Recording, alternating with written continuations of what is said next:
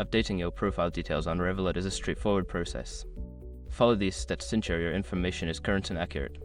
Step 1. Open the Revolut app. Launch the Revolut app on your mobile device.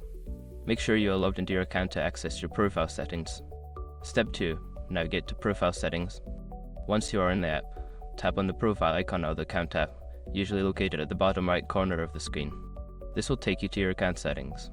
Step 3. Select Personal Details. In the Account Settings menu, look for an option labeled Personal Details or Profile. Tap on it to view the information currently associated with your account. Step 4. Edit your information.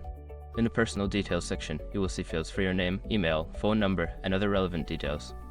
Tap on the field you wish to update and enter the new information. Step 5. Save changes. After making your updates, look for a Save or Update button at the bottom of the screen. Tap it to save your changes and ensure your profile is updated. By following these steps, you can easily keep your profile details on Revolut up to date. Regularly checking and updating your information helps maintain the security and accuracy of your account.